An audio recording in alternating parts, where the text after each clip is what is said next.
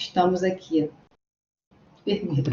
Primeiro para agradecer toda essa apresentação. Na verdade, galera, a gente fez um combinado com a Gisele e com a Renata, né?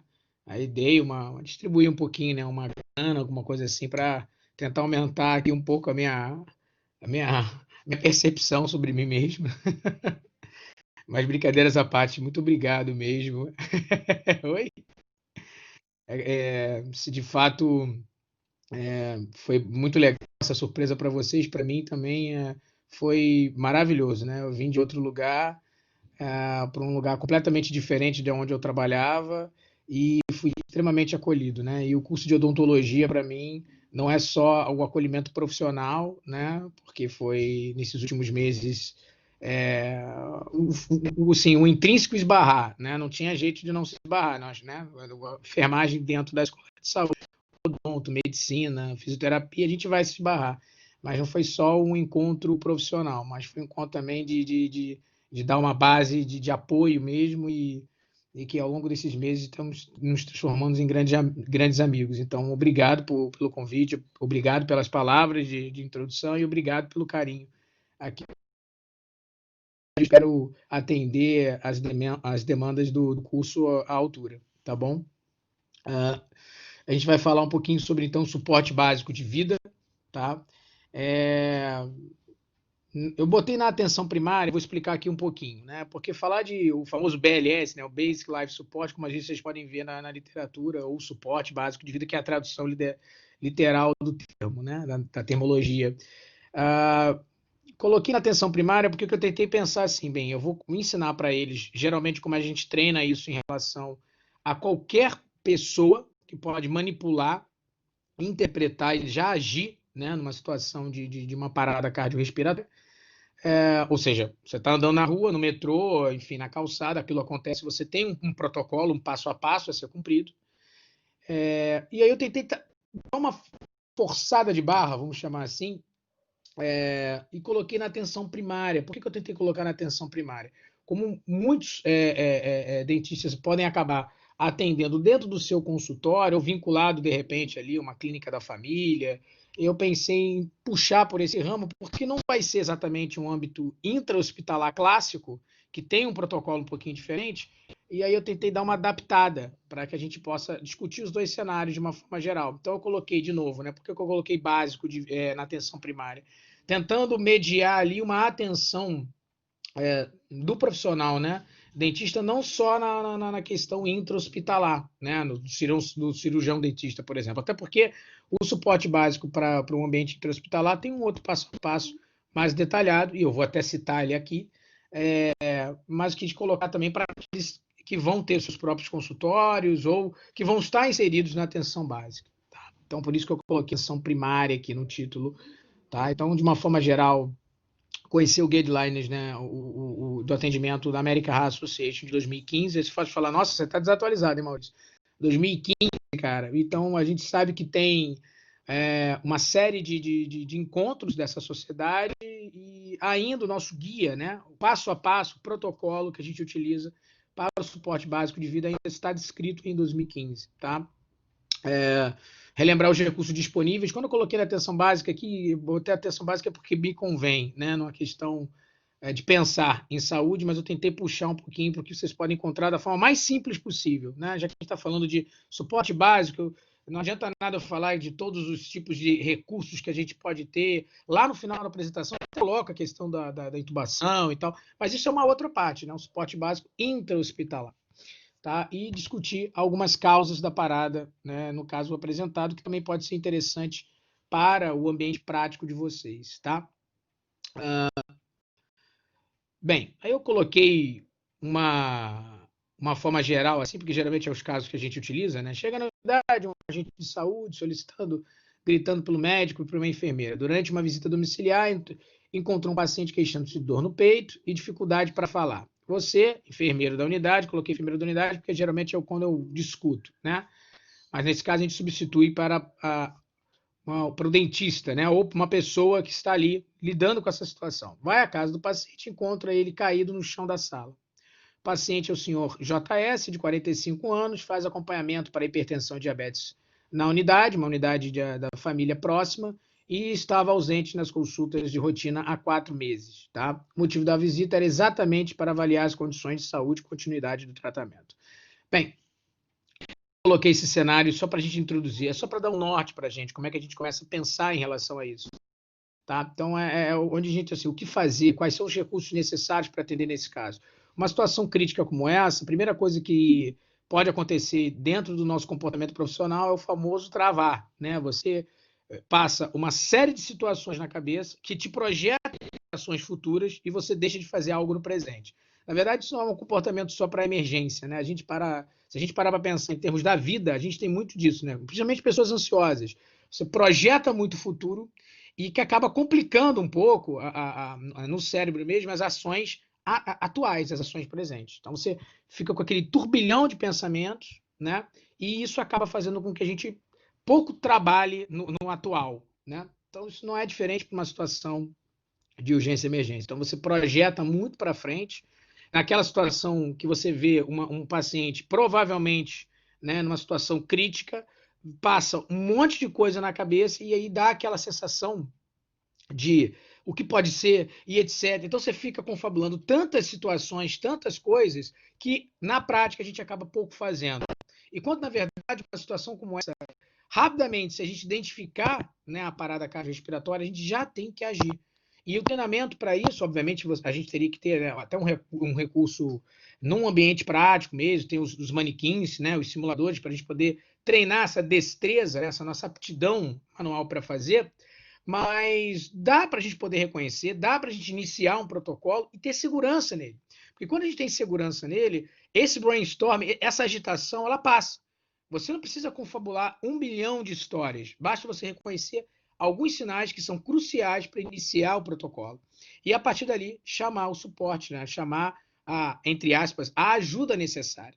Né? Então, nós, como profissionais da saúde, também nos deparamos com essa inquietude. Eu sou um profissional de saúde, como é que eu vou chamar ajuda? Mas faz parte do protocolo chamar ajuda, né? Pedir ajuda ao socorro. Não de uma forma descontrolada ou irracional. Não, de uma forma controlada e racional, porque você vai precisar, às vezes, de alguns recursos que não tem ali naquele momento, mas que você também já pode se antecipar e dar um suporte de vida necessário, intrínseco, fundamental para que aquele indivíduo possa ter um melhor prognóstico, uma melhor chance. Tá?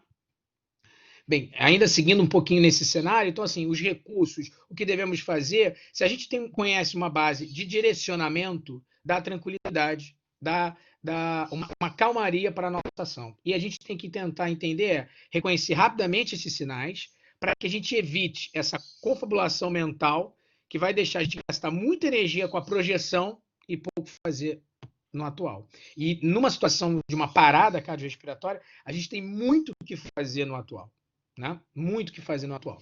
Bem, só para vocês terem uma noção, eu gosto desse slide aqui.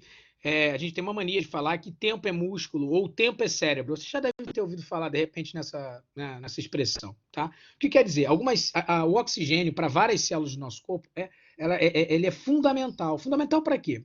Porque as células, a maior parte delas, utilizam o oxigênio como aceptor final de elétrons para a produção de ATP.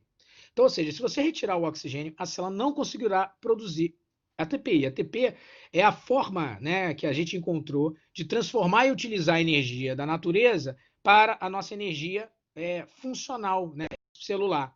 Então, quer dizer, transporte por membrana, divisão celular, funcionamento da célula de uma forma geral precisa dessa energia. Se você retira esse suprimento de oxigênio, a célula entra em sofrimento e morre. Tá?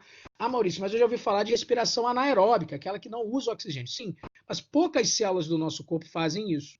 Tá? Só para vocês terem uma noção, as células que mais fazem a respiração anaeróbica, que está acoplada ao fenômeno de fermentação, no nosso caso, fermentação lática, são os condrócitos, na verdade, algumas células da cartilagem, os eritrócitos, ou seja, nossas hemácias, e células musculares. Aí você fala, poxa, célula muscular é tão boa parte do nosso organismo, né? Só que a célula muscular, ela vai usar, né, desse recurso anaeróbico em uma situação de exercício intenso. Tá? Tanto que a gente tem na academia formas diferenciadas, condicionadas de praticar o exercício, aeróbico ou anaeróbico. tá? Então, assim, a anaerobiose ela vai entrar para as células musculares numa situação peculiar e não de rotina, tá? Então, são poucos os grupos de células que conseguem se manter vivas sem oxigênio. E aí entra nesse cenário crítico que vocês estão olhando aí na tela. Repara, a cada minuto de retardo no atendimento de uma parada cardiorrespiratória, ou seja, naquela hora que você está confabulando e não está fazendo, as chances de recuperação vão cair, entre 7 a 10%. Certo? Então, quer dizer, para cada minuto vai se aumentando de 7 a 10% as chances de recuperação. Sem atendimento em 4 minutos, você já tem, por exemplo, uma lesão cerebral. Tá? Ou, se a gente estiver também falando da própria morfofisiologia cardíaca, também uma lesão cardíaca, né, levando uma necrose, tá? Se for obstrução. Sem atendimento em 10 minutos, olha só, não é nada, é um tempo ridículo, pífio, morte cerebral. Então, assim, a gente tem que agir. Né? Até colocou o uau ali no comentário no chat, acabei de ver. De fato é isso, né? A gente tem que ter um rápido poder de identificação e já atuar de alguma maneira. Então, é por isso que eu gosto de colocar essa trajetória de 1 para 4 para 10 minutos, ou seja, não é um período tão alargado assim, a gente sai de uma queda de sobrevida de 7 a 10 até a morte cerebral em questões rápidas, né? Muito rápidas, tá? Outra questão importante aqui é falar um pouquinho sobre ataque cardíaco, comparando com parada cardíaca. Isso é só uma questão conceitual, tá, gente? Muita gente fala ataque cardíaco, parada cardíaca, e coloca como se fossem sinônimos. Tá? De uma forma geral, mais conceitual, ataque cardíaco ele vai ocorrer quando o suprimento de sangue a uma parte do músculo do coração é bloqueado, ou seja, um processo isquêmico. Tá? Isso pode ser porque uma placa de ateroma rompeu, e aí a agregação plaquetária diminuiu o fluxo sanguíneo naquela região, o que causa esse bloqueio. Tá? Opa, passou aqui sem querer. Tá? E quando a gente fala de parada cardíaca, é de fato quando eu tenho uma perda súbita e abrupta da função cardíaca. Então, o ataque cardíaco geralmente está relacionado ao infarto. Né? O que é o infarto? Na verdade, a gente tem um momento de dor torácica, o termo correto na emergência é síndrome coronariana aguda. Por que síndrome coronariana aguda? Tá? O processo de síndrome coronariana aguda ele pode acontecer da seguinte maneira. Vamos lá. Vou colocar 3 cenários rápidos para a gente poder entender isso. Uma é a angina estável. O que é angina estável? Ela não faz parte da síndrome coronariana aguda. Eu tenho ali, por exemplo, vou até desenhar aqui na tela, não tem problema nenhum. Vou fazer um longitudinal que vaso sanguíneo e ele tem aqui uma placa de ateroma. Beleza? Então, repara que o fluxo sanguíneo aqui diminuiu. Tá? Então, se eu tiver aqui, ó, o fluxo sanguíneo para um cara que tem angina estável é menor. Por quê? Porque ele tem essa plaquinha de ateroma aqui. O que a placa de ateroma faz? Né? Vou botar só escrito placa. Ele é um processo de depósito, né? Lipídio, principalmente de LDL, e que ele acaba recrutando o nosso sistema de defesa. Né? Então, macrófagos, o sistema inflamatório acaba atuando nessa região. O que acontece ali? Como esse depósito acontece entre as túnicas externas e internas, para não falar grego, túnica externa do vaso, túnica interna do vaso, o processo acontece entre essas duas partes do vaso sanguíneo, acaba fazendo com que o recrutamento de macrófagos e toda essa digestão lipídica que está acontecendo aí, formando um corpo esponjoso, começa a aumentar de volume e começa a abaular a parede interna do vaso. Esse abaulamento é justamente a diminuição do fluxo, é que vocês estão vendo aqui. Faz como se fosse um quebra-mola ali, né?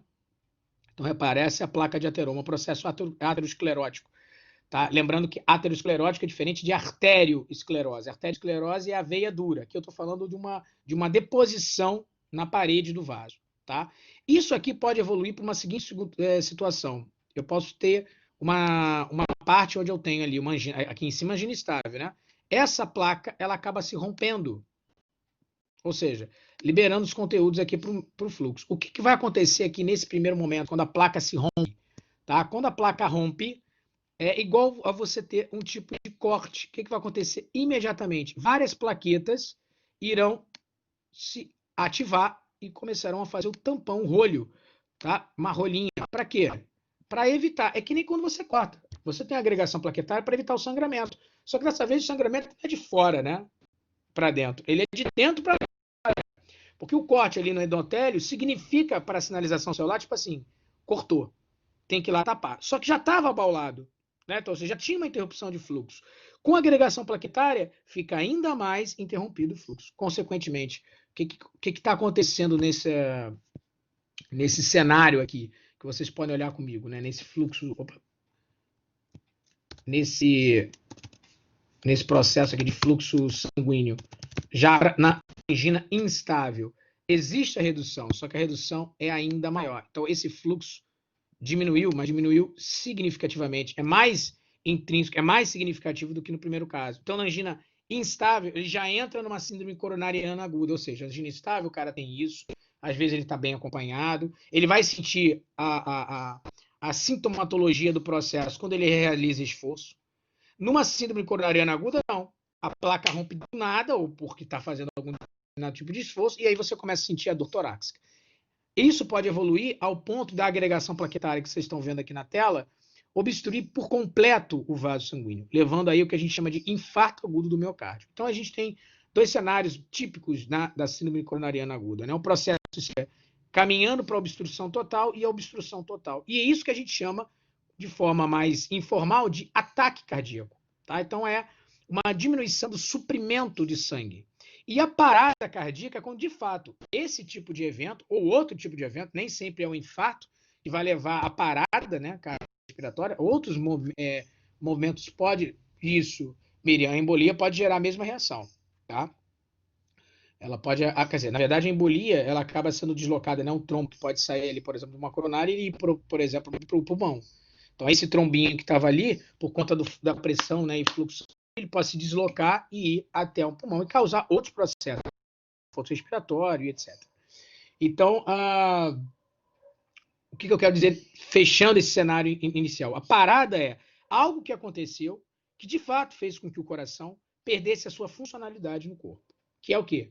Bombear o sangue. O coração ele tá localizado aonde? Localizado no centro do corpo. A gente fala que geralmente o coração está localizado do lado esquerdo do corpo, tem música e tudo, mas na verdade a ápice do coração, aquele biquinho de baixo, é que está virado para o lado esquerdo. Ele, se a gente analisar anatomicamente, está localizado no centro. E ele tem essa função de espalhar o corpo todo.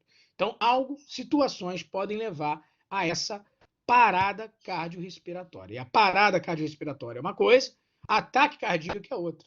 Tá? Então, só para mostrar. Não quer dizer que uma não pode estar ou acabar estando vinculada uma à outra. Então, um ataque cardíaco pode evoluir para uma parada. Ok? Então, é só uma questão conceitual. Após isso, a gente entra nos principais elos. Esse que eu falei da American Heart Association de 2015. Repara, lá em cima, eu estou falando de um cenário intra-hospitalar, que é o que eu vou puxar a sardinha para a gente discutir um pouquinho. Tá? Esse aqui, ó. Esse é o intra-hospitalar. Tá aí por o IH, tá vendo? Aqui embaixo eu tenho o comportamento, a conduta, o protocolo extra-hospitalar. Bem, entendendo o que é intra-hospitalar e extra-hospitalar, acho que a própria expressão já diz, né? Intra-hospitalar, você vai estar dentro de alguma unidade de saúde, seja ela básica, que eu estou tentando dar uma forçada de barra, e por isso que eu vou usar cima lá, e o extra-hospitalar é você andando na rua e o cara caiu, tá? Então, teve lá o processo na hora ali, você estava no metrô indo para o trabalho e a situação aconteceu ali. Então, você não tem nenhum recurso. Você está no meio da rua e a coisa acontece. Tá? O intra-hospitalar se dá uma certa compreensão de que minimamente eu tenho algum tipo de subsídio ali. Tá? Bem, vamos tentar entender como eu vou fazer a chancela para vocês mais no ambiente intra-hospitalar, pensando que minimamente vocês vão estar numa clínica, ou clínica da família, na atenção básica, ou dentro de, como médico, como cirurgiões dentistas, etc. Enfim, pensando num ambiente mais de consultório, etc. Vou só discutir aqui rapidamente como seria a questão do extra-hospitalar. Extra-hospitalar, você está lá no metrô, essa é a primeira situação. Você reconhece o cenário, a pessoa cai, ou alguém chama socorro porque tem uma pessoa caída. Tá? Esse primeiro elo é o elo de identificação da situação de parada respiratória e acionamento do serviço médico de emergência. Esse primeiro elo que vocês estão vendo aqui. Como é que você identifica? Tá? Basicamente, você vai chamar a pessoa pelo nome, se alguém souber o nome da pessoa, ou simplesmente você vai bater aqui no tórax dela, tá? Ela vai colocar ela virada, né, de tórax para cima, uma posição dorsal, vai para cima dela, ajoelha, fica próxima e fala: Senhor, Senhor, em voz alta. Não é aquela coisa delicada, não, porque às vezes a gente fica com medo, né? Senhor, Senhor, é quase que uma voz do outro mundo. Então você tem que chegar próximo dele, bater no tórax, certo? Com uma certa pressão, falar alto, tá? Senhor, Senhor, né? E ver se ele tem uma resposta ao seu comando verbal. Depois você pode se aproximar da região da face do paciente com o pescoço, por exemplo, ou simplesmente colocar a parte posterior das mãos e perceber se existe algum fluxo de ar saindo do paciente. Ou seja, porque às vezes você olha, só de observar o paciente, não existe a contração e a distensão e a retração torácica, mas pode ser que não existe algum tipo de movimento respiratório. Então você pode se aproximar e sentir e perceber isso. Não percebendo isso, você vai checar o pulso. Tudo isso no primeiro elo. E às vezes a gente vê muitas vezes, de forma errada, às vezes em séries, etc., que o pulso está sendo medido aonde? Pela radial. A gente nunca mede pulso pela radial quando a situação é uma investigação, uma desconfiança de parada cardiorrespiratória. Você sempre vai para o pulso carotídeo e femoral. Beleza? Esses três chamados, tudo que a gente fez, chamei pelo nome, ou simplesmente senhor, senhor, batendo no tórax. Percebi movimentos respiratórios, tá? E não teve, ausente. E verifiquei pulso, e eu também não senti o pulso. Esses três cenários que eu acabei de falar tem que durar mais ou menos 15 segundos, tá? Desde você chamar pelo nome, se aproximar para perceber, para ver se tem algum sinal de respiração e pulso carotídeo. Nesses 15 segundos, você não verificou, foi não, não, não, você vai pedir para alguém, você vai apontar para alguém na plateia, alguém que você, assim, no meu reconhecimento, alguém que você possa ver que está mais equilibrado, que possa te ajudar de fato, falar, você chame a ambulância, que a pessoa vai pegar e vai ligar para o corpo de bombeiros. Beleza? Você pode dar um outro comando, isso tudo no primeiro elo, né? Você chame a ambulância, vire para outra. Você procure um desfibrilador. Obviamente, se você está no meio da rua, gente, nem adianta ter esse comando do procure o desfibrilador, porque não vai ter. Por exemplo, em shopping, se você está no metrô, por conta da organização e do fluxo de pessoas, necessário ter o que a gente chama de DEA, desfibrilador externo automático. Tá? E provavelmente, inclusive, pode ser que um segurança, um outro funcionário já o traga para você. Tá? Mas se não, você pede, vê se tem o DEA, vê se tem o desfibrilador. Tá? Acho que você falar DEA, as pessoas não vão entender, não. Bota desfibrilador. O aparelhinho de choque, me traz o aparelhinho de choque. Certo? Bem, qual é o segundo cenário? Sem nenhum recurso, né?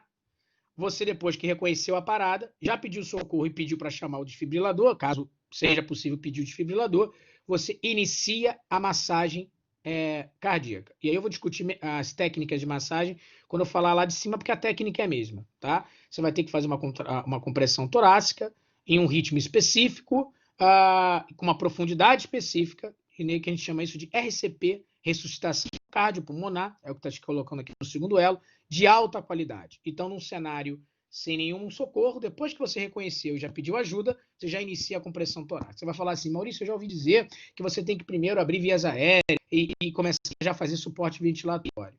Não, isso já saiu, tá? Antigamente a gente falava que era o ABC da saúde, etc. Abertura de vias aéreas, breathe, né? O B de breathe, né? De respiração, e C de circulação. Não, a gente já começa a circulação. Por quê?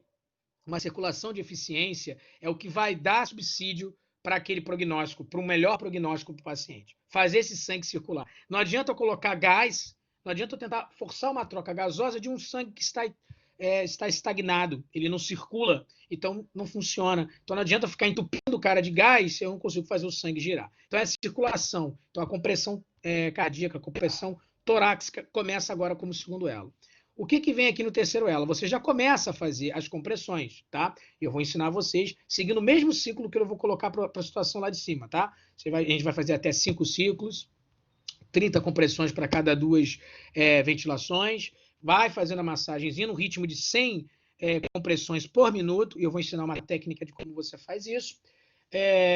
E aí chega o desfibrilador. Chegou o desfibrilador, você continua a massagem, pede para alguém conectar o desfibrilador. Você vai colocar. O desfibrilador externo é extremamente intuitivo, tá? Ele tem um passo a passo, ele é muito simples, qualquer pessoa pode operar. Você vai colocar as pás, e aí, assim, no momento que as pás forem colocadas e o aparelho for ligado, você vai parar de fazer a compressão cardíaca, porque o aparelho vai falar, verificando pulso. E você vai soltar o paciente, pedir para todas as pessoas se afastarem e aguardar a leitura do equipamento. Agora tem os cachorros latindo aqui. Estão chateadíssimos com essa questão da compressão cardíaca. Deixa eu só abrir a porta aqui para um deles, porque senão não vai dar, não. Peraí. Oh, meu Deus do céu, mas que desespero. Pronto, vai.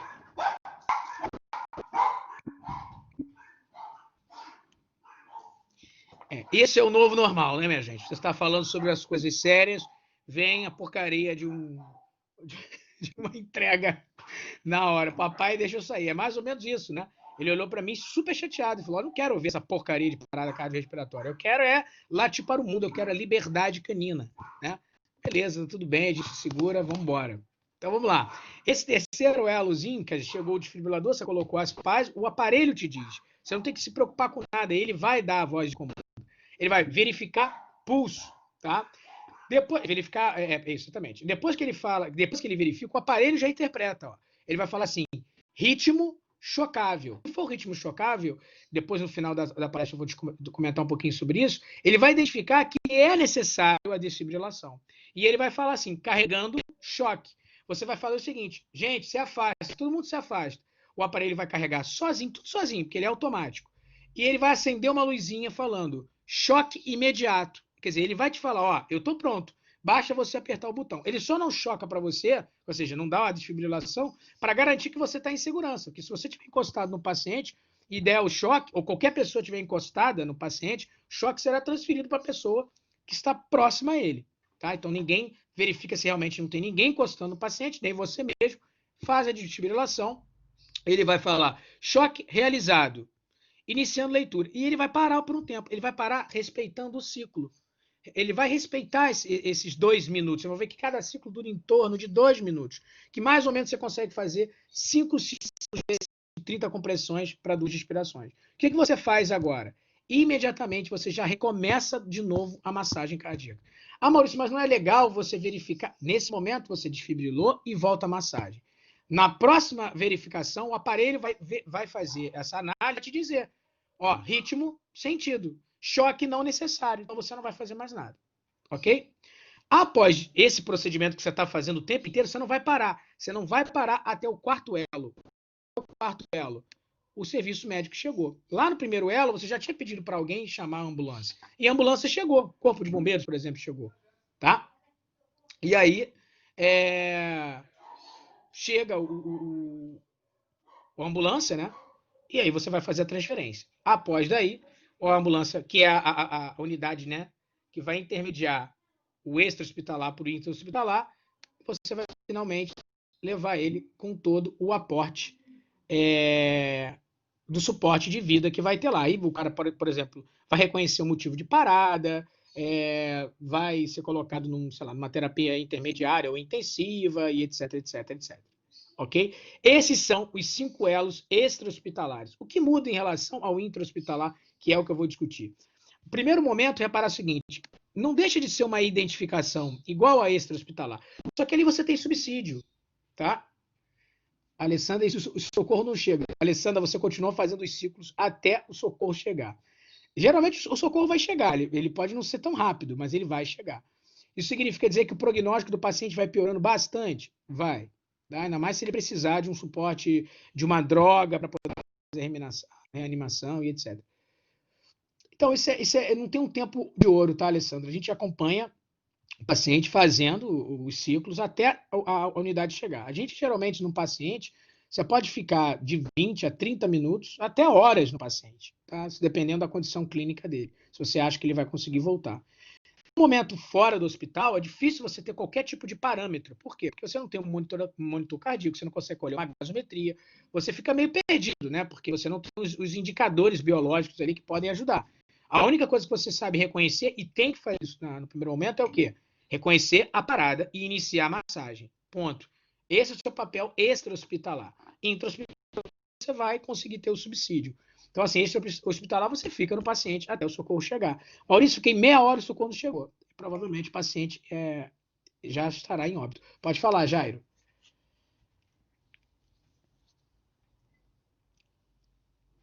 Jairo? É que alguém levantou a mãozinha aqui. Foi, Davi. Só. Vou ligar, vou ligar o Pode áudio falar. rapidinho, Nada, pode. só Claro, para óbvio. fazer o link com a realidade de consultório odontológico, digamos assim, né? Beleza. Eu já fiz o treinamento, né? E que cansa, né? Eu não fiz no paciente, graças a Deus, não precisei fazer. Fez no Mas você fica simulador. cansado. Então, Muito. para a realidade nossa do consultório, O ideal é que a gente treine as nossas auxiliares e secretárias para você ir Exatamente. intercalando, né? E ter o ambu também. Ajuda muito, Isso. gente. Você fica cansado na ventilação, você fica cansado na compressão mecânica. Perfeito. Então, como você não sabe por quanto tempo você vai ter que ficar, né? O ideal é Sim. que você treine a equipe que está em volta de você para você conseguir prestar um atendimento ideal, né? E você fica esgotado. Eu fiquei 2 minutos fazendo compressão, 2, 3 minutos de compressão no manequim. É. E Você assim, sai destruído. eu acho que eu não sou tão sedentário assim, eu estava errado. Não, não, mas é E é muito só, prático. só outra dica que eu vi em outro consultório, eu copiei para o meu, você ter os telefones, você ter um quadro à vista de todo mundo, os telefones de emergência. Então, polícia, bombeiro, SAMU, enfim, vigilância Exatamente. sanitária, tá? Porque na hora do que der o Do problema, desespero, né? Trava a cabeça, até né? abrir o Google para você pesquisar, às vezes você não lembra, enfim, tá? Era Não, isso. perfeito. Queria te agradecer até pela contribuição, e é por isso que eu vou partir daqui para frente, né? Da palestra, é trabalhar nos elos lá de cima, porque eu estou considerando o ambiente de consultório odontológico como se fosse um intra-hospitalar adaptado. Tá? Não é intra-hospitalar em si, mas você, por exemplo, consegue ter um ambu, né? Você pode ter uma equipezinha já treinada, de repente você tem até o desfibrilador. Então você já consegue ali ter um subsídio que no extra-hospitalar às vezes não vai ter, né? Que é o cenário de baixo. Eu só estou comentando o cenário de baixo, porque assim, é o cenário mais pobre de recursos que você vai ter. Né? Zero. É você, a sua técnica, de repente um desfibrilador se você tiver em um local público de alta movimentação, né? De alto fluxo de paciente. E aí você teria esse recurso. Tá bom? Mas é perfeito, é isso mesmo. Essa foi a minha tentativa, né? De trazer algo mais próximo à realidade de vocês. Então, assim, recapitulando, reconhecimento, acho fundamental você falar sobre a ausência de recursos. Pois é, então, por isso que eu coloquei o extra-hospitalar. A ausência de recursos é pensar extra-hospitalar. Você não tem ambu. O máximo você pode ter que a gente chama de pocket mask, uma máscara que tem um filtrinho, depois eu mostro, que você pode fazer o aporte ventilatório. Mas esses detalhamentos para cada elo, eu vou entrar agora na continuação da palestra, porque eu vou usar o cenário adaptado lá de cima, do intra-hospitalar adaptado. Tá? Não tem, exatamente. Então, assim, para uma clínica que tem zero recurso, é isso que eu estou falando aqui agora. Você reconhece rapidamente. Como é que você reconhece? Primeiro, chama pelo nome, ou simplesmente senhor ou senhora, batendo no tórax. Você aproxima para ver se tem alguma incursão respiratória e você verifica pulso. Lembrando que pulso tem que ser carotídeo ou femoral, principalmente o carotídeo, né? Você não vai fazer nunca pulso pela radial, tá? Tá. Então, depois que você faz esse reconhecimento, você já chama socorro. Né? Já pede para alguém chamar o socorro, vai estar ali com o paciente. Então, alguém vai chamar o socorro e você vai aguardar essa ambulância chegar. Tá? E se for num ambiente que você possa ter o DAI, né, o desfibrilador externo automático, você vai pedir também. Esse é o primeiro elo, tá? Que é o reconhecimento e acionamento do serviço médico de emergência. Segundo elo do extra-hospitalar, compressão torácica. Então, é uma RCP, ou seja, uma ressuscitação cardiopulmonar de alta qualidade, fazendo que daqui a pouco eu vou perder um tempinho para mostrar para vocês, tá? Chegou o desfibrilador, você para a massagem, né, para o desfibrilador fazer a primeira leitura. Como é automático, ele vai fazer isso, né, sozinho, e você só vai seguindo passo a passo. Chocou ou não chocou, quer dizer, desfibrilou ou não, isso é uma questão da continuidade e da leitura, né, e daquela situação clínica específica, voltou a fazer a compressão torácica, e isso fica nesses ciclos até a chegada da ambulância. E aí o quarto e o quinto elo chegou a ambulância e o paciente é removido para o ambiente hospitalar, 5 esse suporte avançado de vida, tá? Que é o último elo. Alguém pediu para falar, acho que é Edivaldo, pode falar, por favor? Pode falar, querido.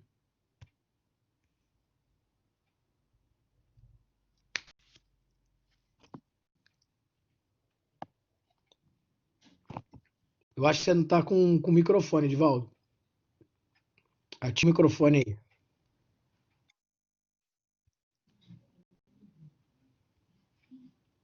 E aí? Ó, vou seguir, fica super à vontade para falar. Não vai? Escreve aqui então, Edivaldo. Pergunta para mim.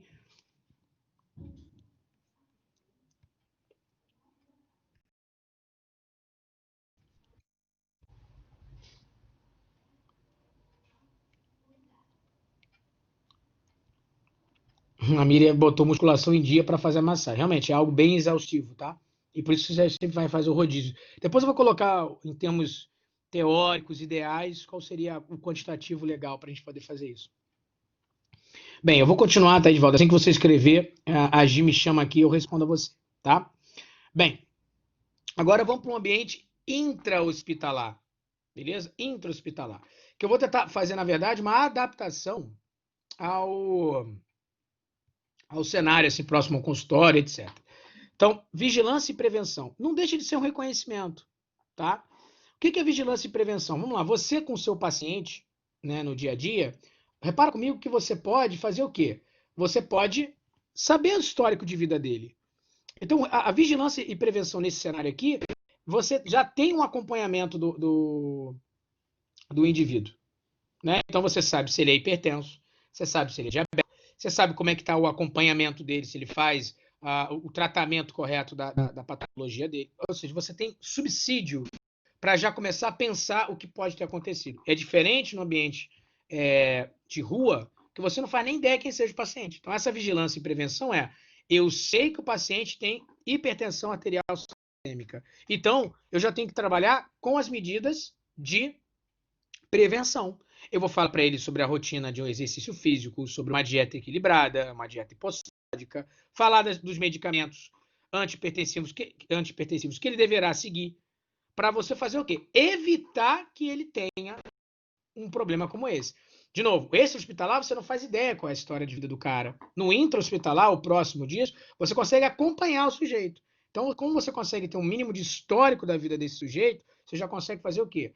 Agir com medidas intervencionistas para que ele não agrave, para que ele não venha a ter a parada cardiorrespiratória. Então, esse é o primeiro elo.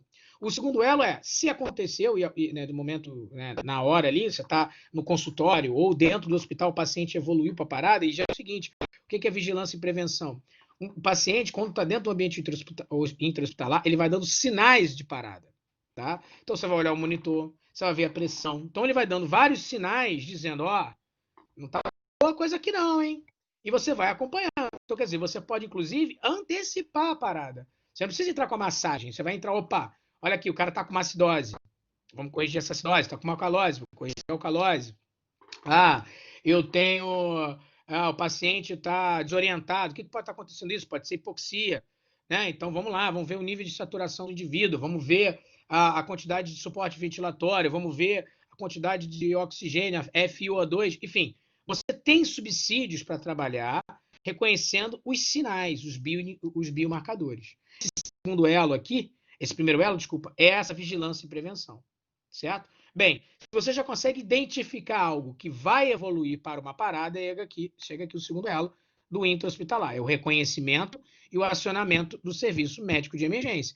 Então, pode ser, por exemplo, você mesmo, dentro de uma enfermaria simples, tá? Vendo que o paciente está evoluindo mal e já está ligando, falando, olha, eu estou precisando de uma ambulância aqui. Se for dentro do hospital, às vezes não é o setor que vai dar todo o suporte de vida. Você já vai ligar para o staff de plantão, vai pedir para descer a equipe de emergência. Falar, olha, estou com um paciente e o paciente está evoluindo mal. Eu vou precisar de um suporte de vocês aqui. Esse é o segundo elo. É quando eu reconheço, através da minha vigilância e prevenção, e aciono o serviço médico. Dali, da mesma forma, a partir daqui agora entra o quê? RCP imediata e de alta qualidade, seguida de uma rápida desfibrilação. É o mesmo centro do extra-hospitalar, o que muda é esse início. Né? E, consequentemente, chegou o suporte, havendo a necessidade, o paciente será deslocado para uma unidade de terapia intensiva ou intermediária, enfim, para uma unidade que ele vai ter um investimento, né, em tempo e em termos de especialidades maior, porque não adianta nada também você fazer a RCP, né, a ressuscitação cardiopulmonar, for bem sucedido, e o paciente não ter a doença de base tratada, ou seja, ele vai continuar parando, beleza? Bem, então como eu vou ficar nesse sistema aqui de cima, dá para a gente poder ver um pouquinho, tá? Então vamos lá, trabalhar um pouquinho em cada um deles. Eu vou usar então esse cenário, né? O cenário de vigilância e prevenção, de reconhecimento e acionamento do serviço médico de emergência, RCP imediata de alta qualidade, rápida desfibrilação e suporte avançado de vida. Então, a gente tem o seguinte, nesses 3 primeiros elos aqui, basicamente eu já tenho os profissionais de saúde básica, tá? Então, eu não preciso ter nenhum especialista, tá? Time de ressuscitação, o time de ressuscitação que eu coloco aqui pode ser tanto a chegada desse suporte, ou pode ser o rodízio entre os profissionais de saúde, tá? E aqui, entre a ressuscitação, a desfibrilação, né? E o deslocamento do paciente para um suporte avançado, entra as unidades de terapia intensiva e os laboratórios, né? Que vão poder, por exemplo, devolver sinalizadores biológicos para que tipo de parada ele teve, né? Que tipo de problema ele teve. Mas vamos lá, olhando cada um. Vamos lá. Sinais de deteriorização clínica é o primeiro elo, vigilância e prevenção. No caso intra-hospitalar, você minimamente conhece esse paciente, então você sabe o histórico de vida dele, uma anamnese que já foi feita, e consegue, inclusive, ali, se você tiver minimamente um aparelho de pressão, uma ausculta pulmonar, um saturímetro, você consegue acompanhar alguns parâmetros e conseguir caracterizar se ele está estável ou instável hemodinamicamente, tá? Diferente do extra-hospitalar, que você não sabe, o cara está caído na rua, você não tem nenhum recurso, né? Você com a tua mochilinha indo para o trabalho. Então, aqui não, você minimamente tem um aparelho de PA, você tem um saturímetro, você pode ter o monitor cardíaco às vezes, você tem um estetoscópio, então você consegue ver sinais, tá? Esse é o primeiro elo do intra-hospitalar. É adaptado para vocês, que é o meu amigo colocou com uma adaptação lá do consultório dele, e treinar a equipe nesse sentido, tá? Segundo elo, então, reconhecimento e acionamento de emergência. O reconhecimento, gente, é da mesma forma que a gente fez com o extra-hospitalar. Você vai bater no peito, né, no tórax do paciente, no alto, chamar pelo nome. Aqui, nesse caso, você vai saber o nome do seu paciente. Quer dizer, isso é que a gente espera, né? Se você não conhece o nome do paciente, meu Deus, que fase. Então, você vai falar lá, fulano tal, ciclano ou ciclana, tá? Coloca lá, chama ele pela voz e vê se ele tem uma resposta ao seu comando verbal. Não tem, você vai a respiração. Ele tem algum movimento respiratório? Ele tem algum drive respiratório? Sim, não. Terceiro, você vai medir pulso, né? Tentar medir, né? Sentir o pulso carotídeo e femoral. Não teve, você já está numa parada cardiorrespiratória. Você reconheceu e vai chamar o socorro. Beleza? Então, olha lá como eu coloquei, né? Tocar a vítima e chamar em voz alta. Cuidado sempre com isso, né? Nunca fazer algo com timidez, né? Eu lembro quando os treinamentos que a gente tem, às vezes a pessoa toma um susto, porque a gente fala alto, né? Mas é para falar alto, né? Eu penso que o paciente, se tiver algum tipo de conflito, né? Patológico, se você falar baixo, às vezes ele não vai realmente. Às vezes ele até tem a consciência, ele está conseguindo perceber algum estímulo verbal, só que não está conseguindo compreender você de uma forma clara, tá? Vou ver o que está aqui no chat. Um oxímetro e uma bala de oxigênio são imprescindíveis para o consultório. Beleza, é a rotina de vocês, né? Assim, num consultório odontológico, então, é obrigatório, né? O oxímetro de... Eu peço àqueles, principalmente, que fazem envolvimento, intervenções mais significativas, né? Extração, usa anestesia, com certeza, né? O oxímetro de pulso está na moda agora. Exatamente. E é barato, né? Você consegue comprar isso hoje em dia bem baratinho. E é bom, né? Funciona. Evitem usar os de celular, pelo amor de Deus, né? Que a galera baixa o aplicativo e fica lá. Compre um, custa R$ 150 e você tem uma durabilidade do equipamento ad eterno, tá? Bem, seguindo. Repara, ainda estou no segundo elo, né? Não, mas, bom, esse aí é o Ultra High Power. Você pode ter um pequenininho. Esse de 430, Edivaldo, eles já são mais sofisticados, tá? Assim, eu sempre sou a favor da compra de um instrumento de maior qualidade possível. Esse que eu falei são aqueles portáteis, tá? Os portáteis são de pilha, que são de boa qualidade, eles medem, e você só coloca no dedinho e tira. Ele fica no bolso do teu jaleco.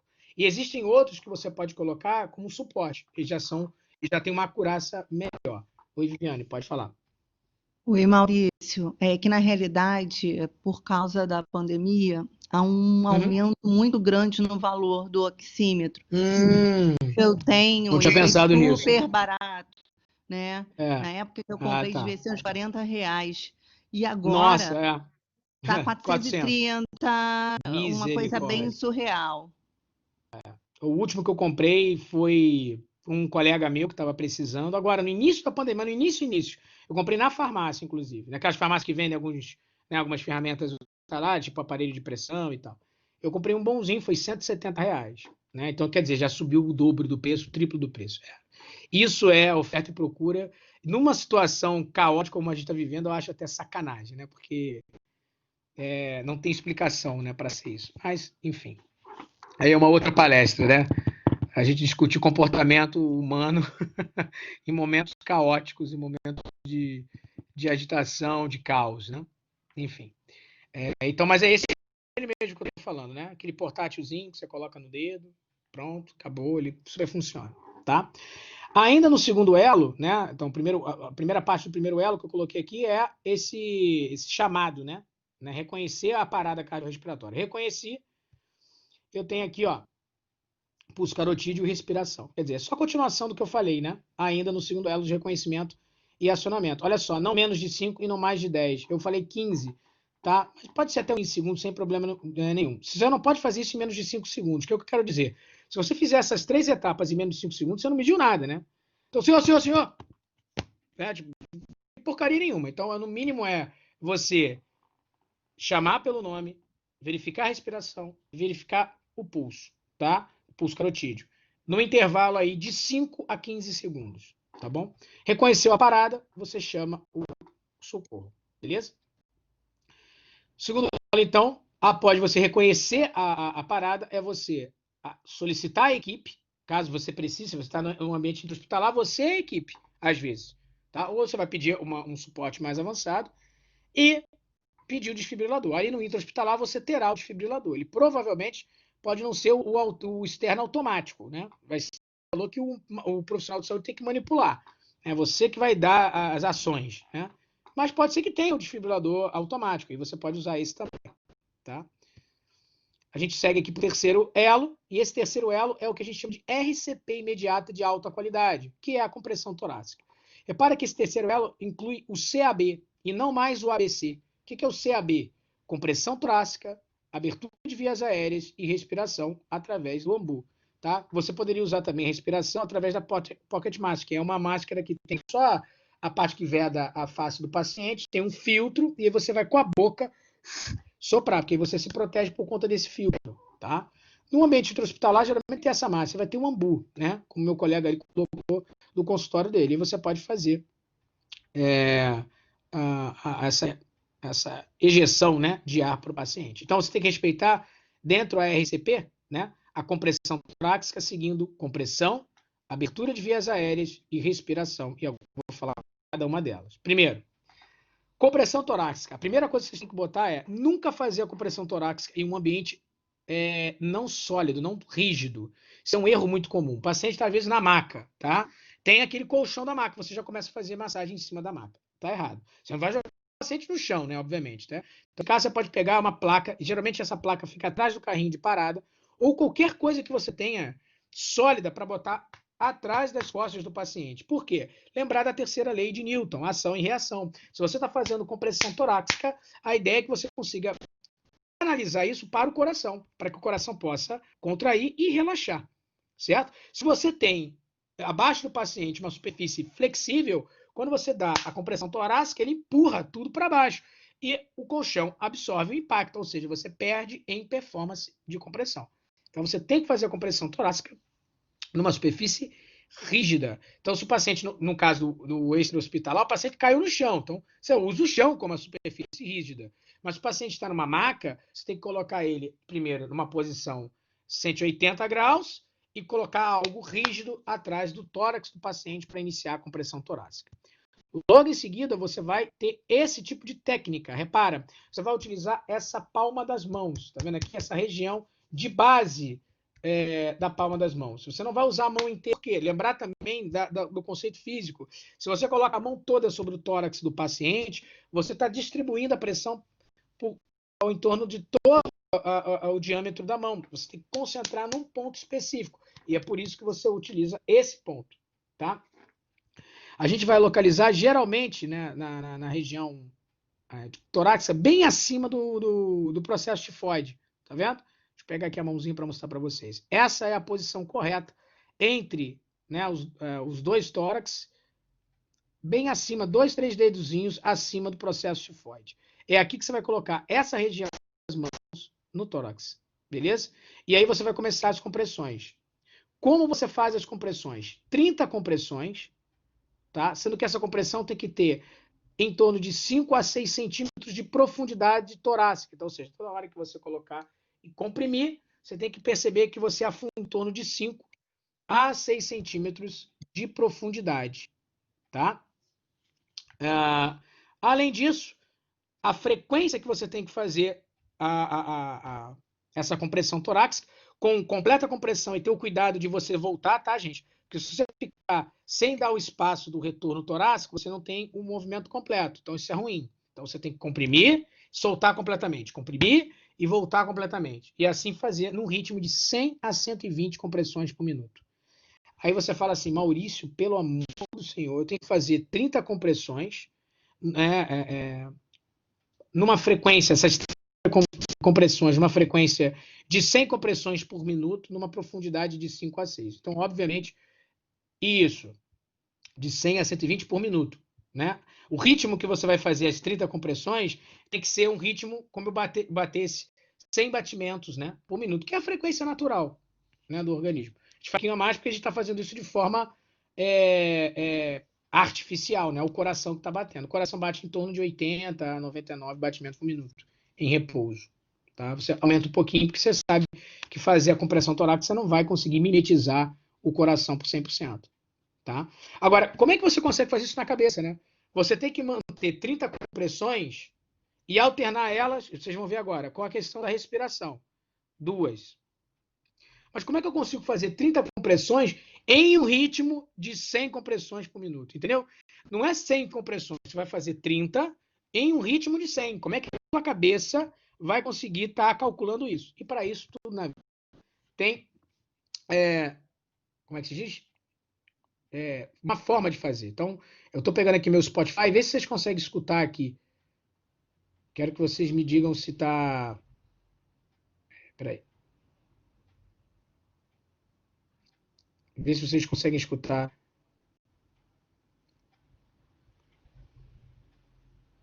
A musiquinha. Peraí.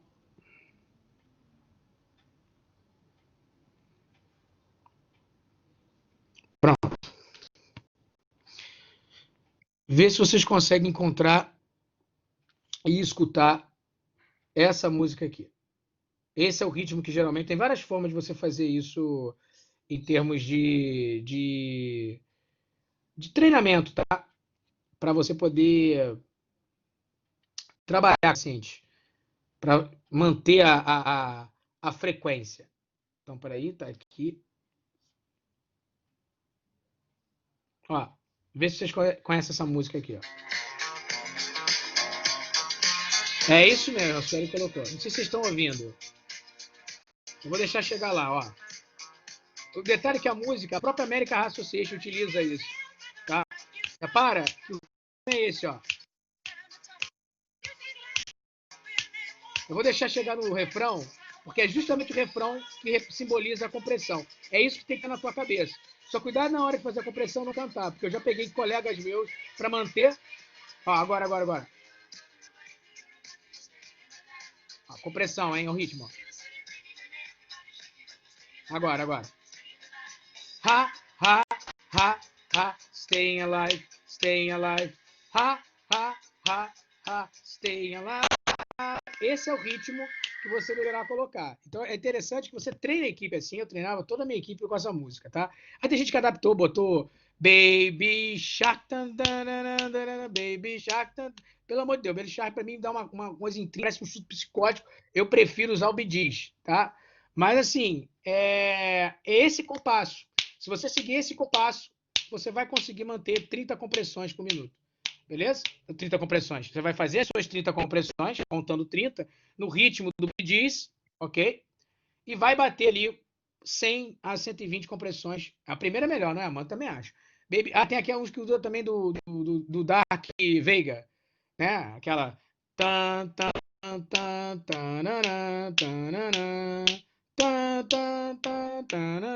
Mas eu ainda prefiro, até porque a música tem, olha só, parece que a música, né, potencializa ali a estratégia, a gente vai conseguir, né, fazer com que esse paciente volte, né? Então stay alive, né? Então eu acho que cai como uma luva e você consegue manter a música, acho que todo mundo conhece, porque independente das gerações é uma música eterna, né? Acho que é muito difícil alguém não conhecer essa música. seja você mais novo, mais velho. Se você é mais novo, né, provavelmente essa é a música de final de festa de 15 anos. Né? Agora chamando aqui o pai de Fernanda. Fernanda, vai. Aí pronto, entra essa música para fechar a festa. Então, se você conhece, se você é mais novo, e se você é mais velho, conhece essa música também. Então, é isso. Então, esse é o ritmo que você consegue manter a compressão funcionando. Você vai conseguir atingir o objetivo de 100 a 120 compressões por minuto, aprofundar ali de 5 a 5, 6 centímetros. Obviamente, essa ideia da compressão, gente, a gente tem que treinar no manequim. E aí vocês vão ver que isso é exaustivo. Você sai de um ciclo quase que morto, suado, crossfit total. Tá? Então, essa é a organização. Poderíamos, deixa a gente voltar da pandemia, eu já me comprometi com a Gi de fazer um curso desse para vocês. Eu já tinha combinado com ela, só que aí aconteceu a pandemia. E a gente combina de fazer em horários diferentes para que todo mundo possa usufruir bastante. A gente adquiriu 2 manequins novos que eu vi lá na Barra e um em Caxias, que dá para usar inclusive com Bluetooth. Eu consigo avaliar a performance de vocês pelo sensor e medir se a profundidade e o ritmo são os necessários, tá? Então a gente faz isso, prometo a vocês. Tá? Promessa real, não é promessa de político, não, real mesmo, tá? Podem cobrar. Idosa, edito, não recomendo esse tipo de manobra, está correto? Suelen, a gente faz a manobra de RCP, sim, é custo-benefício. Você tem que pensar o seguinte: é melhor você ter algum tipo de intervenção, mas salvar a vida do cara agora ou ele morrer, entendeu? Então, agora, assim, paciente em fase terminal. Aí essas são as discussões que não é da manobra em si, é a discussão. É a costela, esse é o problema. A Sueli tá colocando, pelo menos eu entendi a pergunta dessa maneira. E se eu fraturar? Você tem que tomar mais cuidado, obviamente, a força que você faz com um paciente mais corpulento, vamos chamar assim, é muito inferior a que você faz numa pessoa idosa. Vamos lá, não é para acontecer, mas aconteceu, você fraturou a costela de um paciente.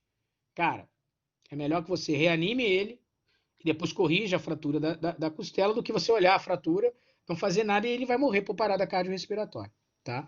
Agora, é claro, o paciente em fase terminal, muito enfraquecido, você vai investir após a parada, tem uma série de discussões aí que não é o contexto geral da palestra aqui. Oi, Natália, pode falar.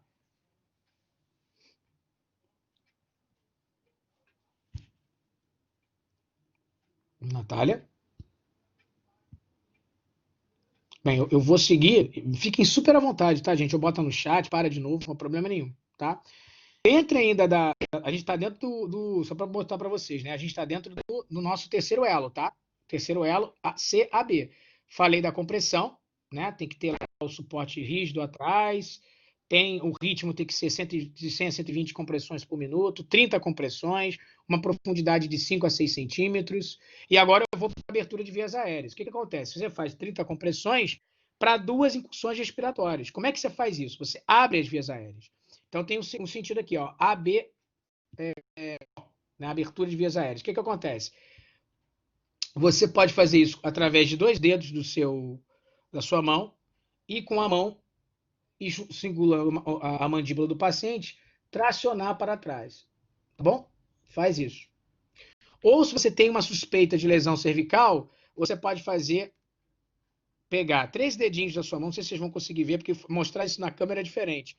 Segurar a mandíbula com esses 3 dedos, tá? Apoiando, então, a face do paciente e hiperestender para trás. Isso é abertura de vias aéreas, tá? E aí, quando você fez a abertura de vias aéreas, você pode fazer a respiração. Se você tiver a Pocket Mask, que é essa que eu estou mostrando aqui para vocês na esquerda e abaixo, ele é uma máscara que tem um filtrinho aqui. Você usa, depois que acabar de usar, você rosqueia, tira um filtro e bota um novo. Lava a máscara e está pronta para a próxima. Se você tem um ambu, você vai ver o paciente, né, com a máscara do ambu, que a gente chama de técnica CE. Olha só o que é o CE. Olha a minha mão, ó. CE. Os 3 dedinhos seriam a letra E e a minha mãozinha aqui, ó, C. C, você segura a máscara e com E você segura a mandíbula. Para quê? Para você garantir que a mandíbula vai fechar a boca. Por quê? Se você deixar frouxo isso aqui, na hora que você for um paciente, mesmo com a máscara vedada, você pode perder em performance, porque o ar pode ir para as vias aéreas, mas também pode vir para o trato gastrointestinal. Então, o que você faz? Você fecha com a técnica em E, segurando a mandíbula do paciente, segurando a máscara, vedando a face do paciente, já com as vias aéreas abertas, e faz 2 ambusadas, tá? E aí você garante que o ar está indo para as vias aéreas. Então, ó, observe a elevação do tórax. O que acontece? Na hora que você apertar o ambu, o que você tem que ver no tórax? O tórax tem que estender e distender, tá? 2 ventilações de 1 segundo cada, ou seja, cada ventilação vai durar 1 segundo. Você não tem que ficar lá e segurar ad eterno. Uma respiração, 2 respirações, tá? Não exceder 10 segundos para as ventilações, ou seja, como nosso objetivo maior é a compressão torácica, essa parte de abertura e de duas ventilações não passar de 10 segundos e você já poder voltar à massagem cardíaca, tá? Isso tudo está terceiro elo.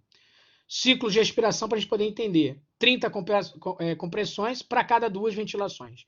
E a gente vai fazendo 30 para 2, 30 para 2, 30 para 2 durante 5 ciclos. Se a gente contasse no cronômetro 5 ciclos, vai dar mais ou menos 2 minutos. Que é justamente o tempo do DEA, né, do desfibrilador externo automática, entrar para poder fazer uma nova leitura. Tá? Lembrando que os 5 ciclos tem que respeitar o ritmo que a gente falou lá, né? As 30 compressões, intervalos com 2 ventilações, sendo que essas compressões serem feitas com o ritmo lá da música do Bee Gees, né? Tem lá, contou 30, parou, 2 ventilações. De novo, e vai, tá? Durante 2 minutos, tá? Isso vai bater mais ou menos 5 ciclos. 5 ciclos é o tempo, para meu amigo também lá que colocou do consultório, de você trocar. Quem está na massagem sai para dar entrada a uma outra fora, literalmente aquecendo, tá? Porque você não consegue ter uma performance significativa mais de 5 ciclos. Ou seja, um profissional, mesmo bem treinado, consegue fazer uma massagem de forma ininterrupta durante 2 minutos.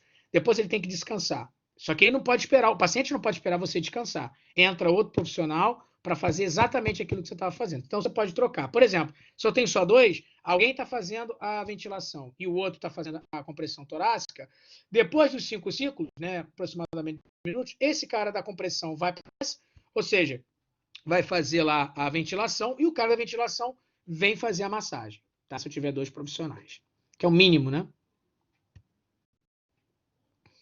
Socorristas devem, de novo, né, atentar sempre para realizar compressões torácicas numa frequência de 100 a 120. Isso aqui do Bee Gees está na cabeça da gente.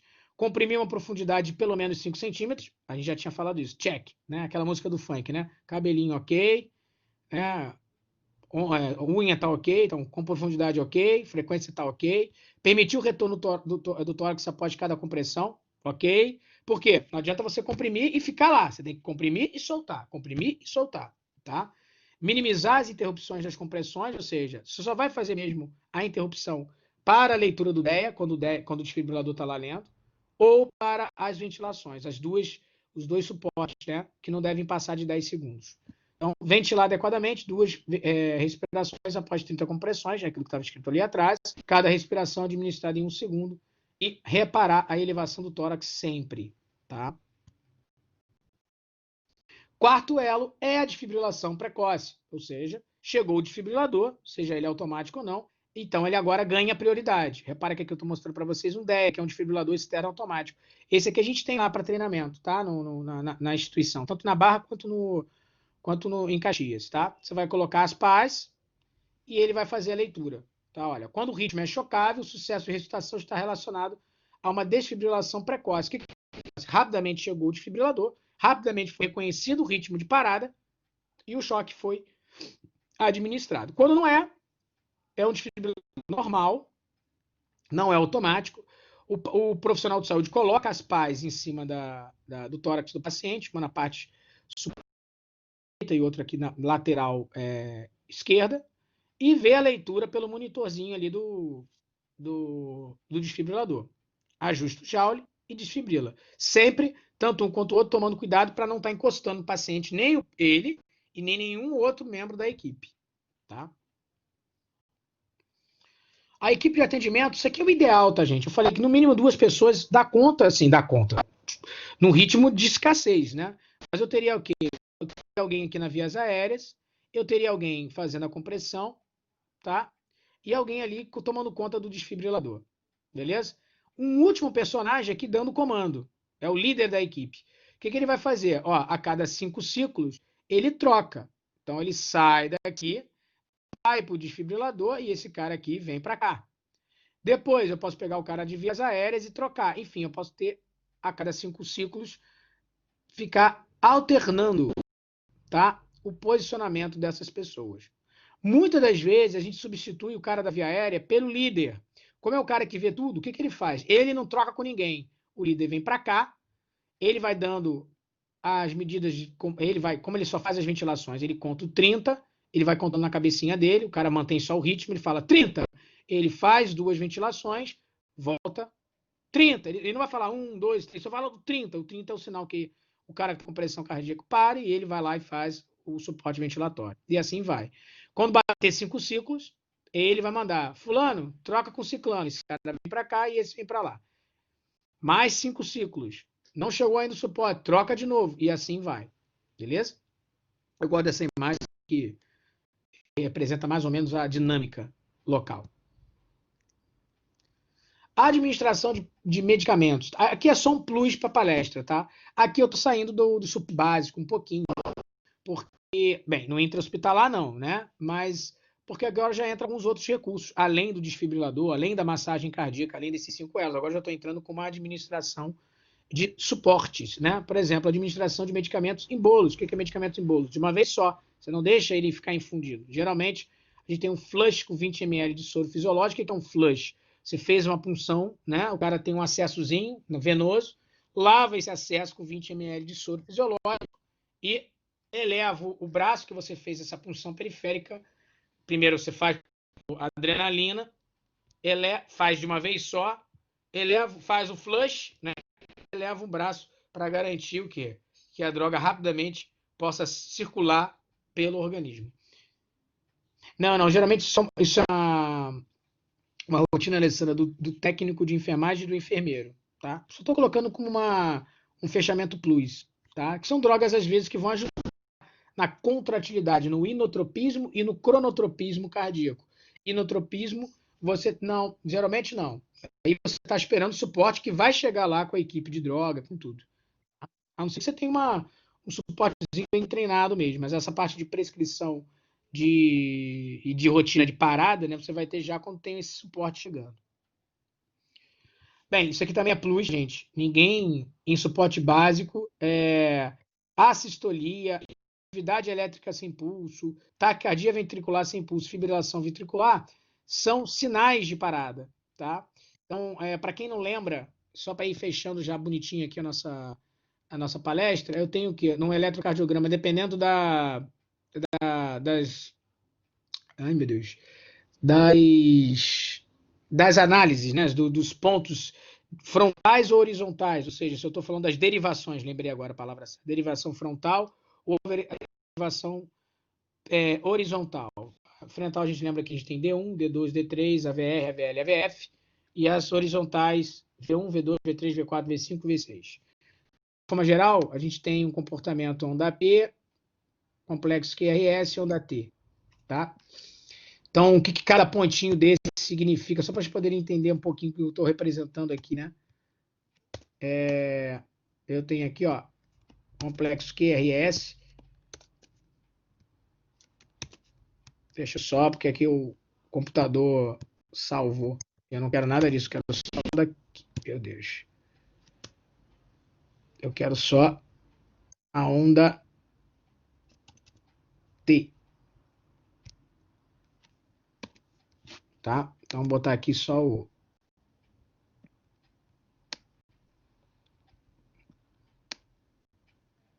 Meu Deus, deu tanto para botar essa porcaria de que aqui ficou horrível. Ó, tirar daqui que não quer nem apagar aqui na minha... Vou escrever ele de novo aqui. Tá? Então, aqui tem um complexo Q e onda T. Beleza? O que cada parte dessa aqui representa, gente? A P, ela tem relação com a despolarização atrial, ou seja, é a sístole atrial acontecendo. O complexo QRS, o S ficou lá embaixo, tadinho dele. Complexo QRS. Essa parte do meio aqui. Tem a ver com a despolarização ventricular, ou seja, sístole ventricular. E a onda T é a repolarização ventricular, é quando o ventrículo está relaxado. Aí você pode achar que está faltando ali o relaxamento atrial. Pelo eletrocardiograma a gente não consegue ver, tá? Então, de uma forma geral, só coloquei aqui, obviamente, numa aula de eletro, mostrando que a sistolia, eu não tenho nenhuma observação desses complexos, né? Dessas deflexões. Atividade elétrica sem pulso, eu vejo algum tipo de ritmo que, na verdade, não precisa respeitar esse sequenciamento, mas quando eu vou checar o pulso carotídeo, eu não vejo pulso, ou seja, tem alguma atividade de estímulo elétrico, mas não tem contratilidade, ou seja, está chegando a condução elétrica, mas não tem tônus contrátil. Taquicardia ventricular sem pulso é quando o ventrículo está batendo tão rápido, mas tão rápido, que não está dando eficiência. Então, imagina que o coração ele tem. Imagina a minha mão superior, que a minha mão esquerda são os átrios, minha mão direita são os ventrículos. O coração bate assim, né? Eu tenho o estímulo passando do nó sinoatrial, isso chega ao nó átrio ventricular para passar o estímulo elétrico, né? Dos átrios para os ventrículos, para poder ter a despolarização ventricular. Isso tem um delay de milissegundos pelo feixe de Riese, e por isso que eu tenho a contração primeiro dos átrios e depois dos ventrículos. Repare que como se eu estivesse batendo tão rápido aqui embaixo, ó, chega um momento que eu não consigo dar conta, não tem eficiência para poder ejetar esse sangue, então não gera pulso. Então, uma taquicardia ventricular sem pulso é ritmo de parada. E a fibrilação ventricular é quando está tão rápido que o coração não bate, ele só fica tremendo. E isso também é um ritmo de parada. Tem ritmos que a gente vai fazer a desfibrilação, tem ritmos que a gente não faz a desfibrilação. Tá? Por exemplo, aqui, a sistolia, né, são ritmos não chocáveis. Atividade elétrica sem pulso são ritmos que a gente não vai usar a desfibrilação. A gente vai entrar necessariamente com a massagem cardíaca. Tá? Veias aéreas avançadas, só contribuição, tá, gente? Isso aqui é só. Já estou encerrando já a palestra. Obviamente, eu posso também fazer o quê? Ventilação a 6 segundos, compressão contínua, ela continua com questão de suporte avançado. Repara só, quando você entuba o paciente, né, usando o tubo endotraqueal, laringo, máscara laríngea, enfim, eu já posso fazer o quê? A compressão contínua. Eu não preciso nem interromper ela. Por quê? O paciente já está entubado, então o fluxo respiratório é contínuo, tá? Então, essa é a grande diferença. Só dá um.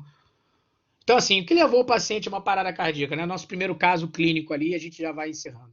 Enfim, são N situações. E aí eu fiz um quadrinho aqui para vocês, como ela vai ficar, acho que gravada, dá para vocês terem uma noção das N possibilidades. Né? Então, por exemplo, o que a gente chama de 5Hs e os 5Ts. 5Hs, hipovolemia, hipóxia e hidrogênio, ou seja, aumenta a concentração de hidrogênio, que pode estar levando a uma acidose. Hipohipercalemia, né? Quando a gente tem uma baixa uma alta ou uma baixa de cálcio, tá?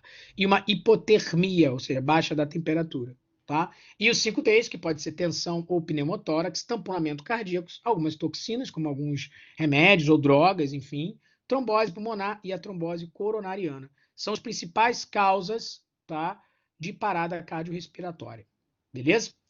E aí eu pedi para a Gisele, consegui cumprir meu tempo de 1 hora, ela lá começou às 9h25, são 10h25. Todos vocês têm acesso ao celular? Ou não?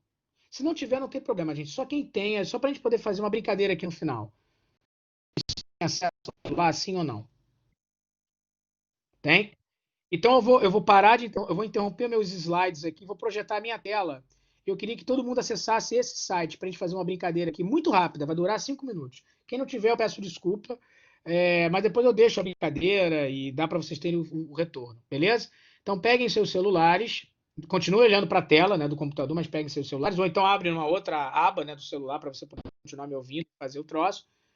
E vocês vão fazer isso aqui. Eu vou parar e vou compartilhar a minha tela. Deixa eu só já preparar aqui o troço, puxar aqui um pouquinho mais para frente, beleza. E vamos lá. Pronto. Vou compartilhar, estou compartilhando a minha tela. Daqui a pouco vocês vão ver que a minha tela vai ficar infinita aqui. Deixa acontecer. Pronto. Todo mundo consegue ver minha tela aqui infinita? Um monte de quadrado dentro do quadrado? Beleza. Então agora vocês vão fazer o seguinte, ó. Vou abrir aqui a minha tela. Deixa eu só dar o OK. Não sei se alguém já usou o dispositivo, mas se usou, fica mais fácil ainda. Quem não usou, é super simples. Vamos lá. Beleza. Olha só. Vocês não precisam colocar o nome de vocês, bota um nickname. Vocês vão acessar. Deixa eu diminuir a música só para vocês poderem diminuir a música, para vocês poderem me ouvir. Vocês vão digitar www.kahoot.it. É isso que você vai colocar numa aba do seu celular, no navegador. Logo em seguida vai aparecer uma tela pedindo um código. Você digita ali 448,75 e vai pedir para botar um nome. Pode colocar qualquer nome. Bota um nome fictício para você jogar super livre de acertar ou errar. Beleza? Estou esperando vocês aqui. Vou dar 2 minutos para essa atividade, para vocês irem entrando. Eu não consigo ver o chat agora, tá? Então daqui a 1 minuto eu vou lá no chat ver se alguém está me perguntando alguma coisa. Por enquanto tem 5. Olha que a musiquinha é envolvente, ela mexe com a gente, vai fazer da gente. Cara, tem uns nomes muito bons. Coronavírus, o girassol, B, mel.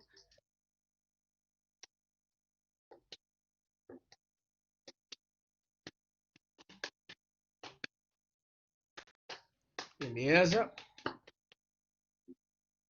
1 minuto e meio. Professor Maurício fazendo prova surpresa, hein? Gostando de ver, hein? Prova surpresa. É assim, entendeu? A nota já sai direto no portal. O resultado aqui vai direto. Está acoplado ao sistema da faculdade.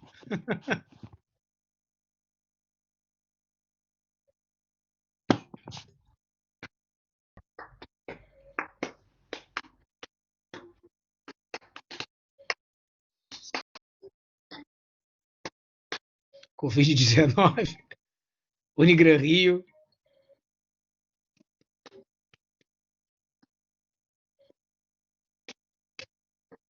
Vou dar mais 30 segundos, tá? E vamos começar. Já tem aqui 1 minuto. Beleza. 20 segundos, gente.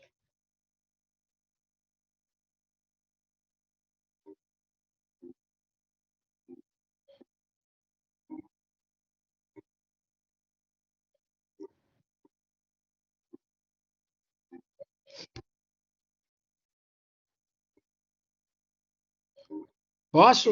Vou clicar aqui rapidinho no pause. Vou começar, tá? Vou começar. Beleza?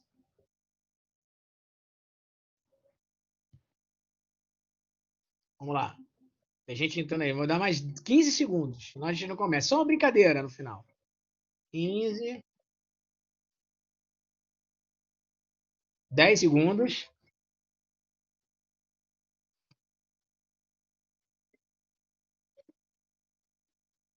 5 segundos. Beleza.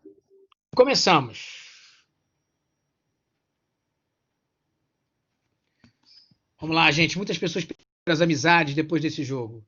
Para cada minuto sem a recuperação da funcionalidade cardíaca, as chances de recuperação caem para. Aí vocês marquem no celular de vocês. Isso. Vocês têm 24 segundos para fazer isso. 20 segundos, é muito tenso. Pessoas não se falam mais depois desse jogo.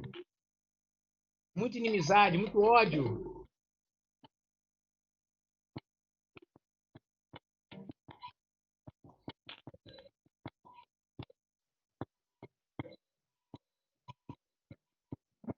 Beleza? Aí você vê que a resposta certa era o azulzinho, né?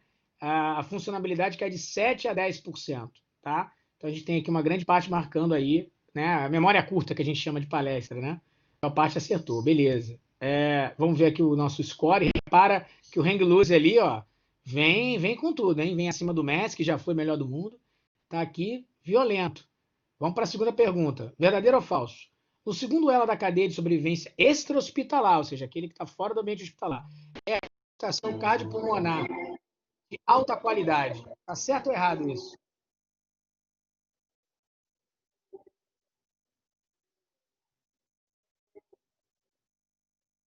Lembrando, galerinha, que é o extrapulmonar. A musiquinha é muito boa, né? Uma musiquinha de tensão, né? Tantã.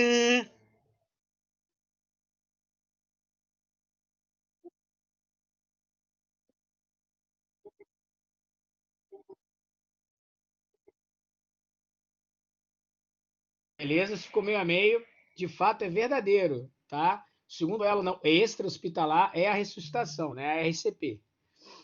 Vamos ver como é que o Ring Luz continua mantendo a ponta. Ele realmente veio para ficar, hein? Debaixo aqui da biblioteca, se não me engano, olha lá. São cenários, são personagens importantes nessa disputa. Vamos para a terceira. Durante a RCP, a ordem correta dos procedimentos. RCP é ressuscitação cardiopulmonar, tá? A ordem correta dos procedimentos é abertura de vias aéreas, respiração e contração torácica. Tá certo ou errado isso?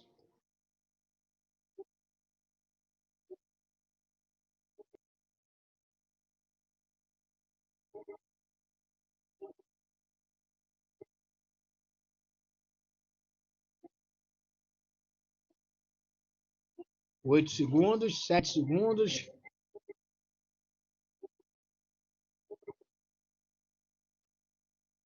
Beleza, ficou meio a meio. Isso é falso. Lembra, gente, que a prioridade é a contração torácica, a compressão, né, torácica.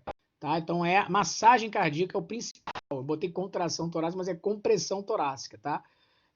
Vias aéreas e respiração vem depois. Lembra que mudou do ABC para o CAB. Então, primeiro eu começo a contração cardíaca para depois fazer as aberturas de vias aéreas e a respiração. Beleza? E olha lá, o Ring Luz perdeu um pouquinho porque JR22 subiu. Vamos lá. Última pergunta, quarto de quarto. As compressões cardíacas devem ser alternadas com as ventilações da seguinte maneira.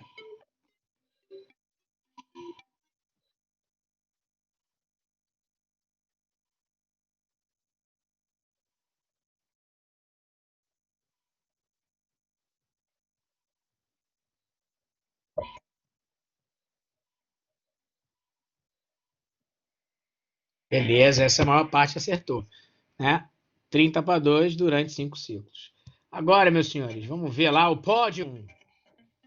Terceiro colocado, Didico, mexendo na cabecinha, muito feliz. Segundo colocado, Daniel.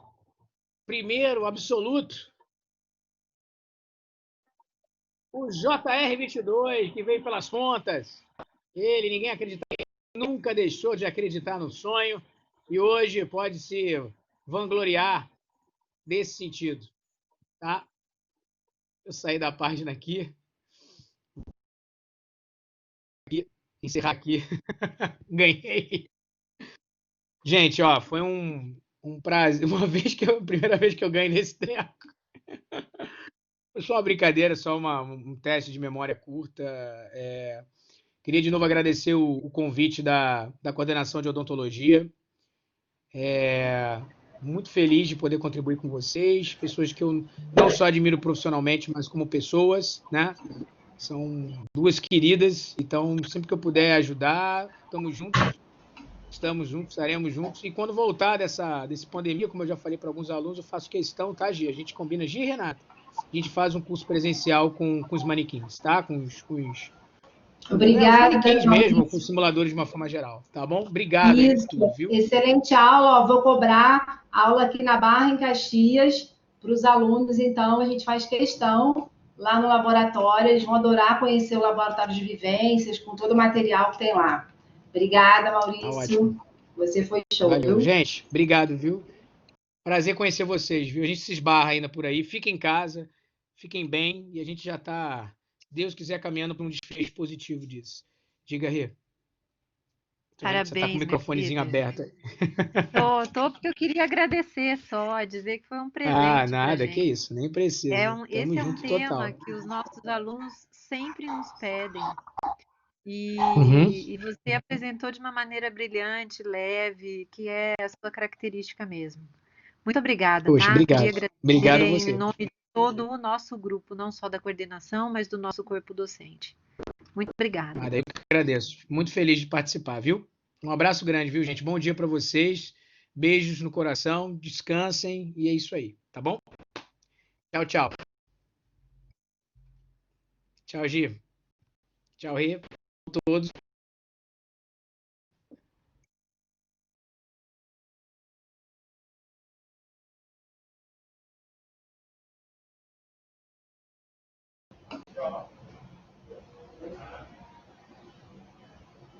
Pessoal, não saiam daí não, viu? A gente vai seguir agora.